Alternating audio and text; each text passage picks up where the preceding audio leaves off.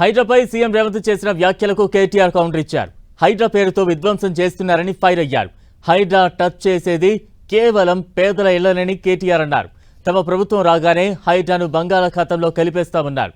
కాంగ్రెస్ నేతల భవనాలు చెరువుల్లో ఉన్నా టచ్ చేయరని ఎన్నోసార్లు హైకోర్టు చెప్పినా హైడ్రా కమిషనర్ వినలేదని కేటీఆర్ అన్నారు. హైడ్రా అనేది అరాచక సంస్థ అని, రేవంత్ ప్రతి స్కీమ్ వెనుక స్కామ్ ఉంటుందని అన్నారు. హైడ్రా అనేది 9 తలల విషసర్పం అని చెప్పింది నిన్న హైడ్రా గురించి. ఏది? రాష్ట్ర హైకోర్టు. ఇంతకంటే చెంపపెట్టు ముఖ్యమంత్రికి ఏముంటుందండి? నాకు అర్థం కాదు, సిగ్గుండాలి. బడాబాబులను మాత్రం వదిలిపెట్టి గరీబోళ్ళ ఇండ్ల మీద పడి, బడాబాబులు అంటే ఎవరండి? రాష్ట్ర రెవెన్యూ మంత్రి పొంగులేటి శ్రీనివాసరెడ్డి ఇల్లు చెరువులో ఉంటుంది, దాన్ని హైడ్రా ముట్టదు. అందరికంటే పెద్ద కబ్జా కౌరులే నీ అన్నదమ్ములు కదా. అందరికంటే ఎక్కువ ఆస్తి దోస్తున్నది, అందరికంటే ఎక్కువగా ఇవాళ విధ్వంసం చేస్తున్నది నీ మంత్రులు కదా. హైడ్రా అనేది it has become a blackmailing extortion tool of Revanth Reddy.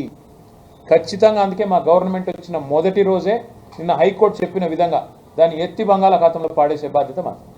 కూకట్పల్లిలో బుచ్చమ్మ, ఆమె ఇంటికి స్టిక్కర్ వేస్తే ఆమె ఉరిపోసుకొని చచ్చిపోయింది. ఎవడిస్తాడండి ప్రాణాలు తెచ్చి? రంగనాథ్ ఇస్తాడా? రేవంత్ రెడ్డి ఇస్తాడా?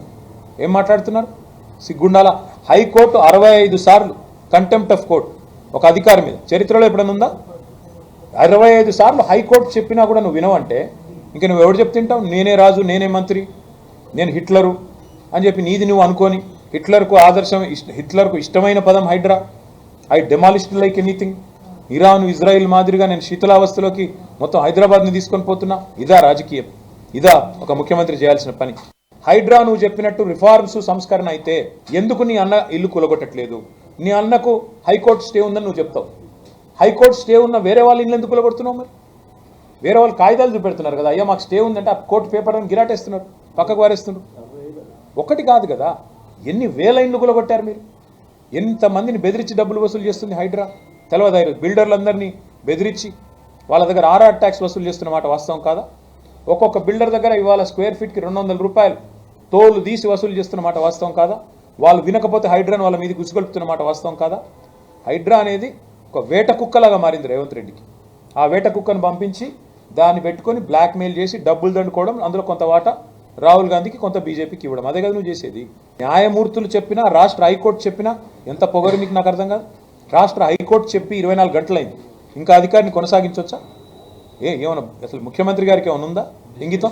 అదే బ్రదర్, నేను అనేది అంటున్నా, హైడ్రా చేసే బ్లాక్ మెయిల్ హైడ్రాని ఇంత వెనకేసుకొస్తున్నాడు అంటే రేవంత్ రెడ్డి ప్రతి స్కీమ్ వెనక పెద్ద స్కామ్ ఉంటుంది. నీ హైడ్రాకి దమ్ముంటే, నీ హైడ్రా నిజంగా సంస్కరణ అయితే ముందు నీ మంత్రుల ఇల్లు కూలగొట్టు. పొంగులేటి శ్రీనివాసరెడ్డి ఇల్లు ఎఫ్టీఎల్లో ఉన్నమాట వాస్తవమా కాదా? అట్లాగే వివేక్ ఇల్లు బఫర్లో ఉన్నమాట వాస్తవమా కాదా? అట్లాగే పట్నం మహేందర్ రెడ్డి ఇల్లు ఎఫ్టీఎల్లో ఉన్నమాట వాస్తవమా కాదా? కేవీపీ రామచంద్రరావు గారి ఇల్లు ఆయనది ఉన్నమాట వాస్తవమా కాదా? ఎన్ని ఉన్న ఎగ్జాంపుల్స్ ఇన్ని చూపెడుతుంటే ఇవేవి కాదు. అనుముల తిరుపతి రెడ్డి ఇల్లు ఎఫ్టీఎల్లో ఉన్నమాట వాస్తవం కాదా? కాబట్టి చట్టం అంటే అందరికీ ఒకటే తిరిగి ఉండాలి. చట్టం కాంగ్రెస్ వానికి చుట్టం, మిగతా బీదా బిక్కిని మాత్రం ఇష్టం ఉన్నట్టు కొడతాం, మా ఇష్టం కోర్టు చెప్పిన అయినం. తప్పకుండా తగిన శాస్తి జరుగుతుంది.